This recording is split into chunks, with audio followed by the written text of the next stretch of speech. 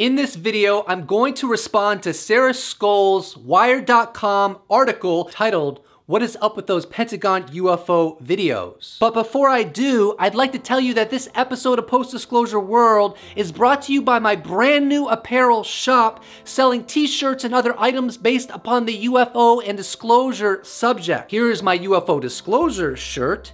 Here is my Post-Disclosure World shirt. Here is my Dinosaur Tears shirt. And finally, here is my Post-Disclosure World logo shirt. If any of these shirts interest you, purchasing one would be a great way to support this channel. You can do so by clicking the first link below in the description, or you can simply go to disclosurelife.com. Now let's get on with the program. I'm UFO Jesus. And today is Judgment Day for Sarah Scoles. While she makes some fair points, she also comes off as so hyper-skeptical that I'm beginning to think that she is the one wearing the tinfoil hat. And her tone in this article is quite baffling to me. It's like a modge podge of straight up mocking, debunking, and many times coming off as a legitimate tinfoil hat wearer. Miss Scoles writes, although the article was careful not to say that unidentified meant extraterrestrial, the Department of Defense acknowledged the program, and it was easy for readers to draw the conclusion that these videos could show alien craft. Miss Scoles, did I miss the memo? What makes you think, by any stretch of the imagination, that you can rule out that they are indeed of extraterrestrial origin? Whatever these aircraft were, they were certainly not US owned. Because for one thing, we can rule that out in my opinion, because for one thing, the Advanced Aerospace Threat Identification Program would not be using United States tax dollars to study something they already own and have complete understanding of. Another reason the unidentified object is almost 100% not American made is because if the United States had a secret weapon that could fly, they wouldn't be flying it right next to the Nimitz, right next to an aircraft carrier and try to freak everybody out. That doesn't even make any sense. Nor would they try to get David Fravor and ask him, hey, do you have any ordinances? Okay, can you please go intercept that object? You don't intercept a weapon system owned by the United States of America. That actually doesn't make any sense. So some people actually consider this a possibility. I don't personally. Miss Scoles writes, information is classified according to the National Archives. If its improper release would present a national security problem. So why would a secret program looking at aerial anomalies, aerodynamic vehicles engaged in extreme maneuvers with unique phenomenology, says Harris, remain unclassified? Sounds like those UAPs weren't so threatening after all. Before I respond to Miss Scoles, I'd like to coin a term I call skeptic block. Skeptic block is a self-imposed blindness to the facts and overall context of a given subject, done at all costs in order to ensure a belief system or narrative maintains credibility within the mind of the skeptic. One of the most annoying things of those suffering from skeptic block is their maniacal ignoring of context when it comes to the UAP subject. The UAP phenomenon are a clear threat and have been a clear threat to the military because of the very consistent and ongoing incursions into highly restricted airspace. I mean, we're talking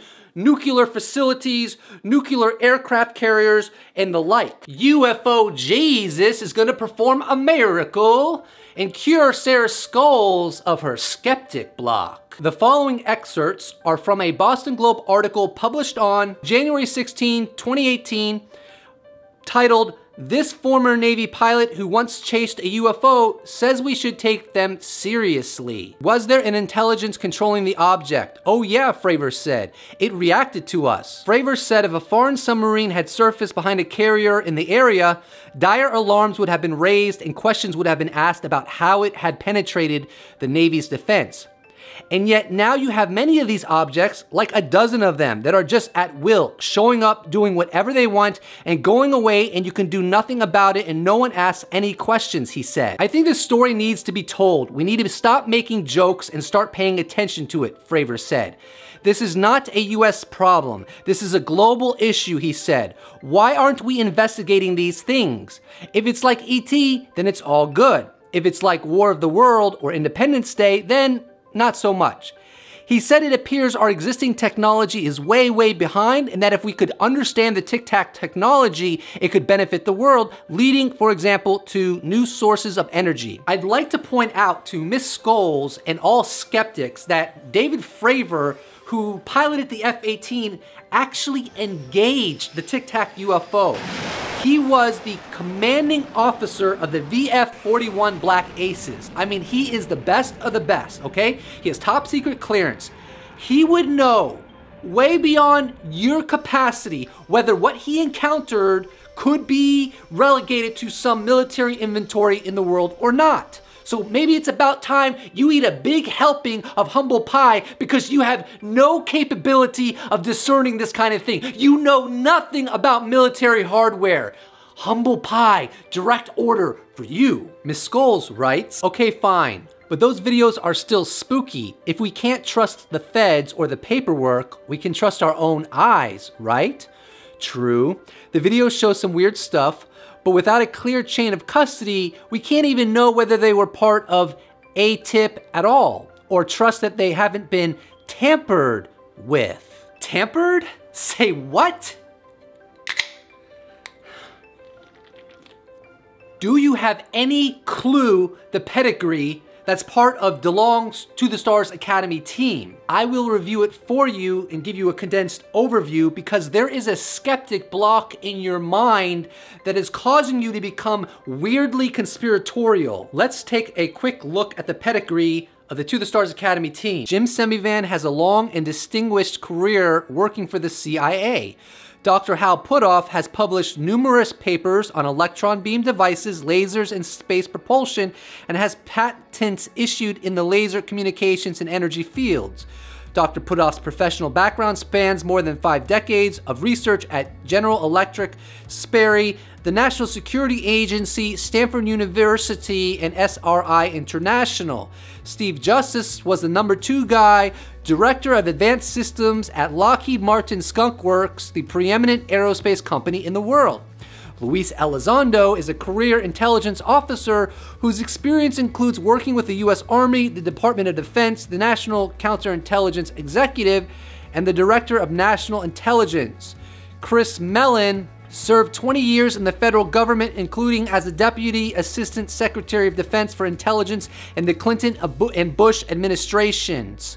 In addition, he's worked many years on Capitol Hill, including as the Minority Staff Director of the Senate Select Committee on Intelligence. As an aide to Senator William S. Cohen, he drafted the legislation that established the U.S. Special Operations Command. So those are some of the most senior members of the To the Stars Academy team. So let me get this straight. They were sitting around a campfire eating marshmallows, having a great old time, and decided, hey guys, why don't we tamper with the FLIR footage from the Nimitz incident to make it appear as if it really was a UFO. I mean, do you really believe people of this caliber would engage something like this? And if you do, what drives you to believe this, Miss Scoles? Could it possibly be skeptic block? Now, to be clear, I'm not saying there's not room for speculation, since many of the members of the To the Stars Academy team do come from the intelligence agencies, okay? That being said, the US government historically has covered up or lied about the UFO phenomenon, not tried to manipulate the facts so that we as a society buy into the UFO phenomenon. And this is why I think there's a very, very low probability that this group of people with these incredibly distinguished careers would want to somehow put that all on the line by altering or tampering, as you put it, Miss Scoles, the actual footage. Your tinfoil hat is wrapped around your head, perhaps a little too tightly, Miss Scoles. Miss Scoles writes, we've pretty clearly established that whatever these videos show, they don't seem important enough for the Pentagon to get in a tizzy over. Some of the following few points that I'm going to make are based on a series of tweets made by Joe Morgia. You can follow him at Merge Report 1. He frequently tweets about the UFO subject. If the DoD, Miss Scoles, was in a tizzy over the released data, they're not going to outwardly express that. Doing so would give immediate credibility to the released data. They may not be in favor of that level of substantiation at this point. May I remind you that the U.S. government has been lying about the UFO phenomenon for the past 70 years. In fact, they have claimed openly and publicly that the last time the U.S. government has ever studied the UFO phenomenon was in 1969 with the close of Project Blue Book.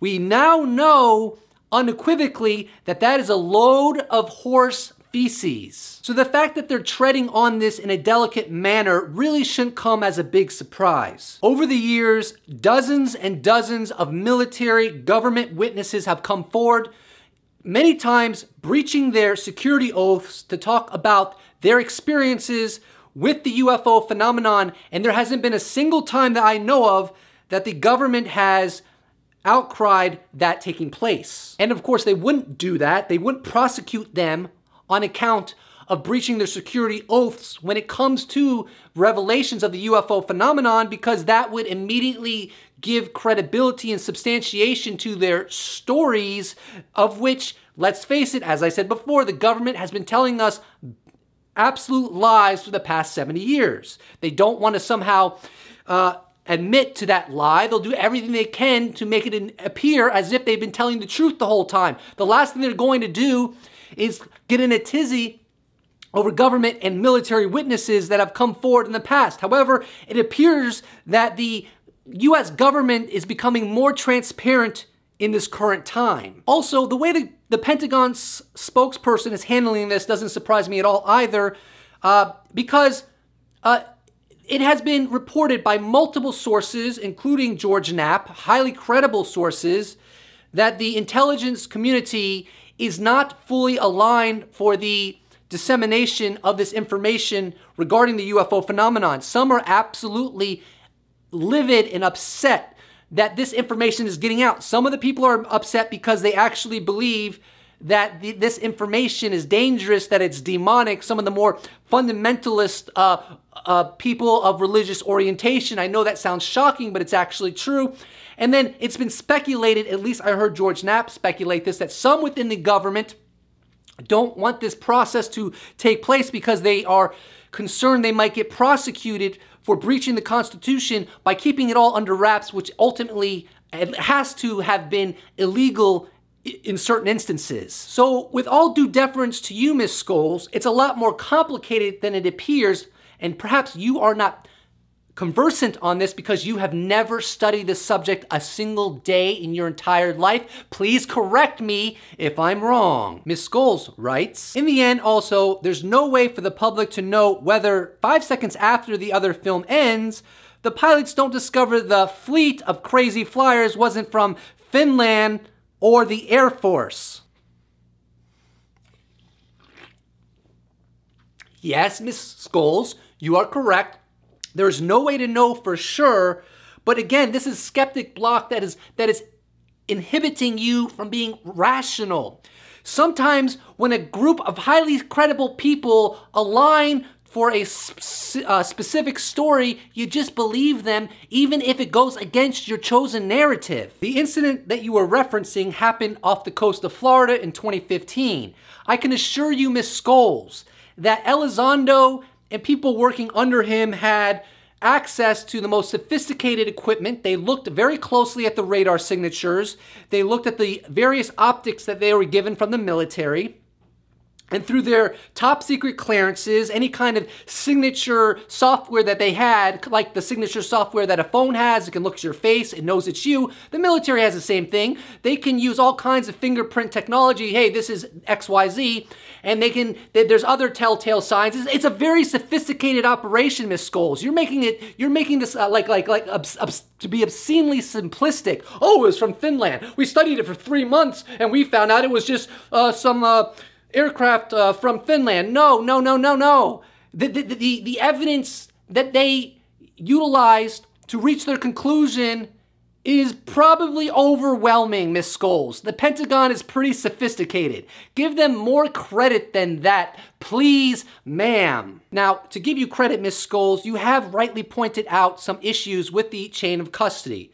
But one of the things I would tell you is that Dr. Eric Davis, who worked under ATIP while it was being funded, he said that the chain of custody will never be fully revealed because that would compromise sources and methods that are highly classified. Beyond that, Ralph Blumenthal and Leslie Kean, two distinguished journalists, have both conveyed that privately they have seen the clear documentation which substantiates that it did in fact come from official DoD sources. Maybe you should believe them. Maybe in this instance you might want to assume they're not lying. If you want to prove your love to UFO Jesus, please click the first link below. Actually, if you just give this video a thumbs up, we'll call it a day. Peace.